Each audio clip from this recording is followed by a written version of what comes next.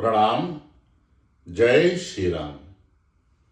आज से हम अष्टावक्र गीता के सार को समझाने के लिए एक वीडियो सीरीज प्रारंभ कर रहे हैं। अष्टावक्र गीता अद्वैत वेदांत पर आधारित एक गूढ़ ग्रंथ है। इसमें मुनि अष्टावक्र एवं राजा जनक के संवाद के माध्यम से ब्रह्म ज्ञान, आत्मज्ञान एवं मोक्ष प्राप्ति के बारे में बताया गया है। इस ग्रंथ में बड़े ही सहज और सुगम तरीके से बताया गया है कि किस तरीके से आप इस दुनिया में, इस संसार में अपने कर्मों का निर्वहन करते हुए भी मुक्ति को प्राप्त कर सकते हैं और एक आनंदित जीवन व्यतीत कर सकते हैं। यहां मैं आपको स्पष्ट कर देना चाहता हूं कि इस ग्रंथ में जिस राजा जनक के बारे में बताया गया है, ये वही राजा जनक है रामायण वाले या फिर कोई और हैं, परंतु इससे कोई फर्क नहीं पड़ता है। इस ग्रंथ में जो ज्ञान है वो अनमोल है, अमूल्य है। तो आज के वीडियो में हम आपको स्वरूप बोध के बारे में बताएंगे। आसान भाषा में बोला जाए तो इसका अर्थ यह है कि आखिर मैं हूं कौन, मेरी पहचान क्या है।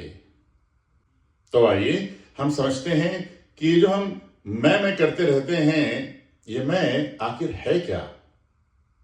तो जब भी ये सवाल उठता है कि आखिर ये मैं है क्या, तो क्या ये मैं शरीर है, या ये मन है, या बुद्धि है, या फिर कुछ और है। तो आइए समझते हैं। तो मैं का भेद जानने के लिए हमें सबसे पहले मैं और मेरा में अंतर समझना पड़ेगा।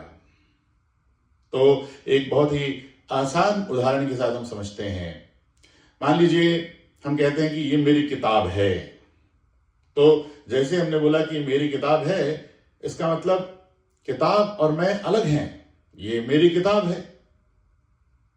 इसी तरीके से अगर हम बोलते हैं कि ये मेरा शरीर है, तो ठीक उसी तरीके से यहां भी शरीर मैं नहीं है।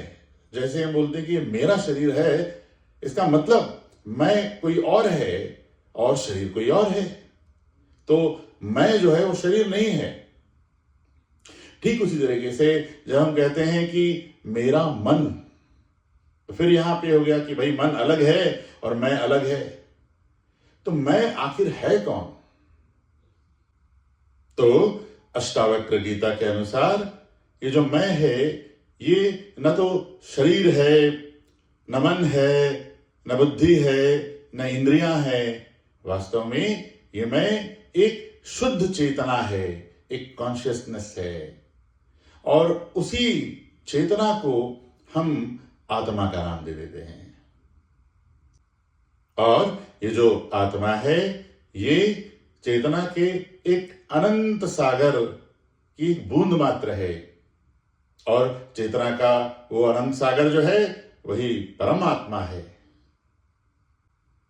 तो अष्टावक्र गीता के अनुसार आत्मा और परमात्मा में कोई भेद नहीं है, दोनों एक ही है।